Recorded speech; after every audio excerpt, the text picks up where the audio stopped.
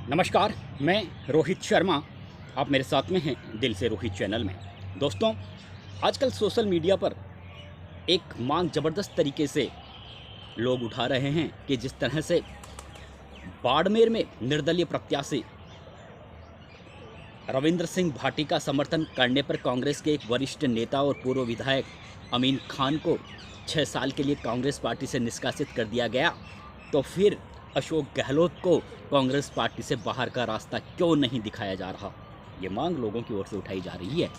आप सबको पता है, इस तरह के आरोप अशोक गहलोत पर लगे हैं कि चुनाव प्रचार के दौरान अशोक गहलोत ने जिन गाड़ियों को बुक करवाया था, उन गाड़ियों का उपयोग अशोक गहलोत ने ना करके रविंद्र सिंह भाटी, जो निर्दलीय प्रत्याशी हैं कांग्रेस जो बाड़मेर लोकसभा सीट से, उन्होंने उन गाड़ियों का उपयोग किया।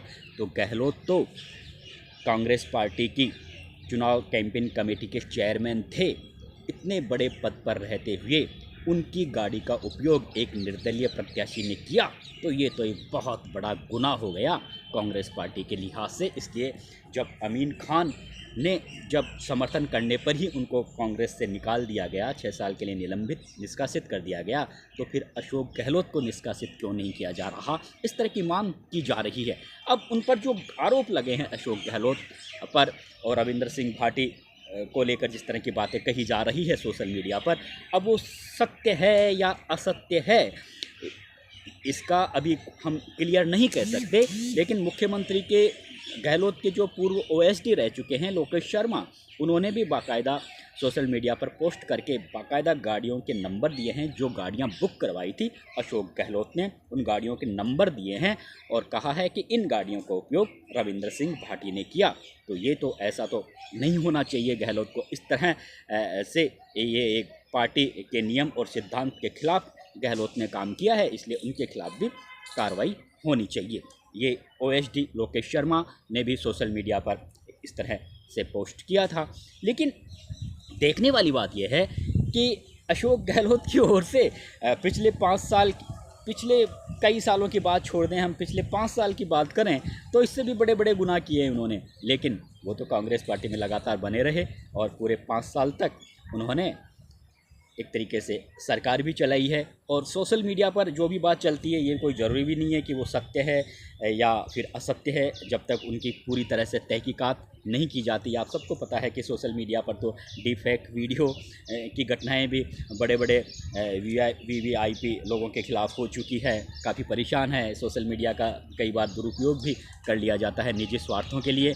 और सबसे बड़ी बात यह है कि उम्मीदवार जो कांग्रेस पार्टी के प्रत्याशी हैं बाड़मेर से, वो खुद कह रहे हैं कि ये तो महज अफवाह है। गहलोत तो उनके चुनाव प्रचार में आए थे, तो ये तो एक तरीके से उनकी छवि को ख़राब करने का प्रयास किया जा रहा है। जो कांग्रेस पार्टी के प्रत्याशी हैं वो खुद कह रहे हैं, लेकिन लोग इससे सहमत नहीं हैं। तो अब ये देखना पड़ेगा कि गहलोत, हालांकि अभी इस मामले में कांग्रेस पार्टी बिल्कुल चुप बैठी है, लेकिन एक तबका ऐसा है जो संतुष्ट नहीं है। वो चाहता है कि इस पर गहलोत के खिलाफ कार्रवाई होनी चाहिए। अब बड़ी बात यह है कि देखिए, जो गाड़ी 21 अप्रैल के लिए अशोक गहलोत ने बुक करवाई थी, वो जालोर जाने के लिए, लेकिन उस समय प्रधानमंत्री नरेंद्र मोदी की रैली की आयोजित होने की वजह से उन्हें परमिशन नहीं दी गई। बाद में अशोक गहलोत ने उतरलाई एयरपोर्ट के लिए परमिशन मांगी और इसके साथ में उन्होंने 2 गाड़ियां भी बुक करवाने की चुनाव आयोग से परमिशन मांगी, जिला कलेक्टर से परमिशन मांगी, तो उन्हें 2 गाड़ियों की परमिशन भी मिल गई थी। लेकिन इस बीच ही 20 अप्रैल को उन्हें चितलवाना जालोर में सभा करने की अनुमति मिल गई, तो वे उतरलाई एयरपोर्ट पर भी नहीं गए और सीधे वो जालोर चितलवाना चले गए। यानी जो गाड़ियाँ उन्होंने बुक करवाई थी उनका उन्होंने उपयोग नहीं किया।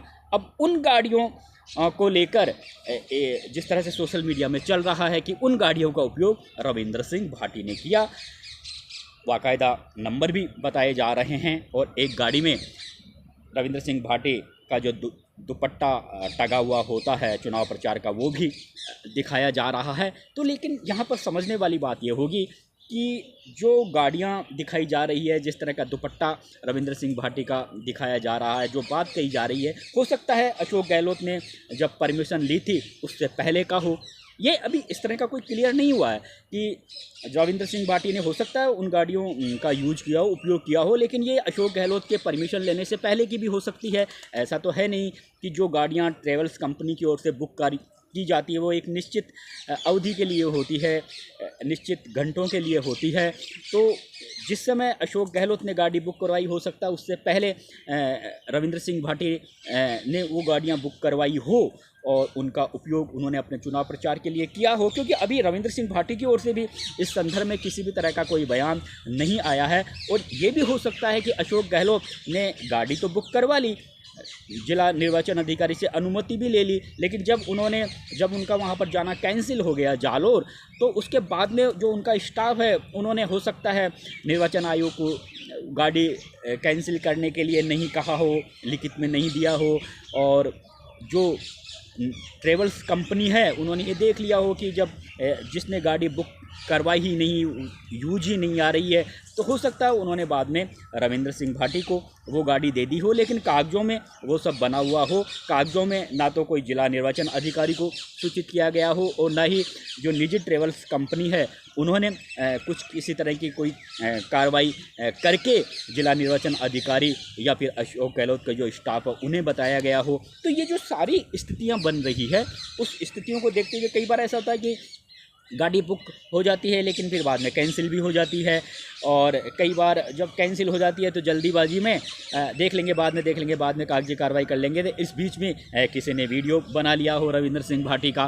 तो अभी पूरी तरह से ये कह नहीं सकते कि अशोक गहलोत ने जिन गाड़ियों को बुक करवाया, हो सकता है रविंद्र सिंह भाटी ने उन गाड़ियों का उपयोग किया हो, लेकिन वो अशोक गहलोत के बुक करवाने से पहले की हुई हो, पहले उन्होंने उन गाड़ियों का उपयोग किया हो, या फिर अशोक गहलोत के स्टाफ से कहीं गलती हो गई हो, या फिर जो निजी ट्रेवल्स कंपनी है उन्होंने ये देख लिया हो कि गाड़ियाँ खड़ी है, चलो ठीक है, अगर ये गाड़ी की डिमांड कर रहे हैं रविंद्र सिंह भाटी तो इन्हें दे देते हैं। कोई उन्हें इस बात का एहसास नहीं रहा होगा कि बाद में इस तरह से हो हल्ला हो जाएगा सोशल मीडिया पर। तो ये सारी चीज़ों को देखते हुए ही शायद कांग्रेस पार्टी चुप बैठी, और खुद उम्मीदवार ये कह रहे हैं कि अशोक गहलोत तो सिवाना में उनके प्रचार के लिए आए थे, ये सिर्फ महज अफवाह है, इसलिए चुप बैठे हैं। लेकिन लोग शांत नहीं हैं, लोग कहते हैं कि कार्रवाई तो होनी चाहिए, उन्होंने तो बहुत बड़ा गुनाह किया है। तो अब सवाल यही खड़ा होता है कि अशोक गहलोत ने तो इससे भी बड़ा गुनाह उस समय किया था। उस समय आरोप लगे थे जब शांति धारीवाल, महेश जोशी और धर्मेंद्र राठौड़ ने सोनिया गांधी की ओर से भेजे गए दो बड़े दूत, कांग्रेस पार्टी के जो दूत थे अजय माकन और मल्लिकार्जुन खड़गे, जो बैठक बुलाने के लिए यहाँ जयपुर में आए थे पिछले साल मई महीने में। उस समय अजय माकन और मल्लिकार्जुन खड़गे रात भर बैठे रहे, उनके पास में कांग्रेस पार्टी का कोई विधायक उनके सामने उपस्थित ना होकर शांति धारीवाल के आवास पर जिस तरह से समानांतर कांग्रेस पार्टी की बैठक हुई, उसके बारे में खुद OSD लोकेश शर्मा ने भी स्पष्टीकरण दिया है कि वो जो बैठक हुई थी वो अशोक गहलोत के इशारे पर ही हुई थी। तो ये तो एक बहुत बड़ा गुनाह हुआ था, सीधा सोनिया गांधी के आदेशों की अवहेलना हुई थी। उस समय ही कोई कार्रवाई नहीं हुई। उस समय अशोक गहलोत को छोड़ दीजिए आप, अशोक गहलोत ने तो पूरे 5 साल शासन चलाया, यानी धर्मेंद्र राठौड़, महेश जोशी, शांति धारीवाल जैसे नेताओं के खिलाफ सिर्फ एक नोटिस कांग्रेस पार्टी की ओर से दे दिया गया, लेकिन उनके खिलाफ कोई कार्रवाई नहीं हुई।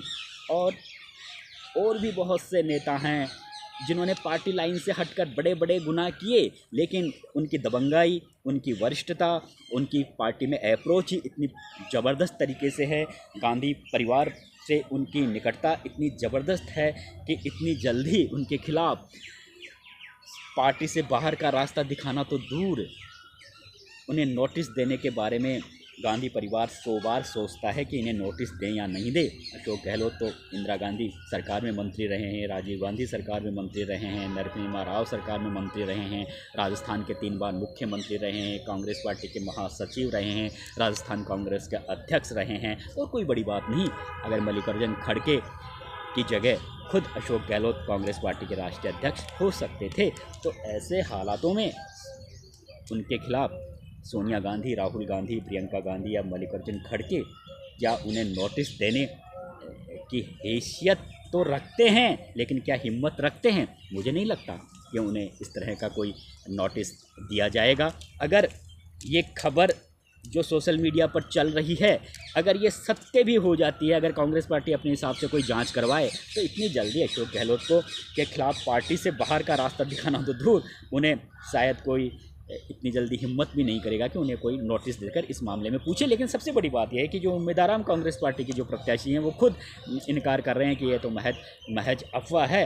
तो कहीं ना कहीं अब जो लोग मांग उठा रहे हैं अशोक गहलोत को कांग्रेस पार्टी से बाहर का रास्ता दिखाने के लिए, तो उनकी इस मांग को मुझे नहीं लगता कि पूरी होगी, और ऐसा अब होता हुआ दिख भी नहीं रहा है, क्योंकि ये मामला बिल्कुल शांत हो गया है। लेकिन सोशल मीडिया पर लगातार प्रतिक्रियाएं जरूर व्यक्त की जा रही हैं। नमस्कार दोस्तों।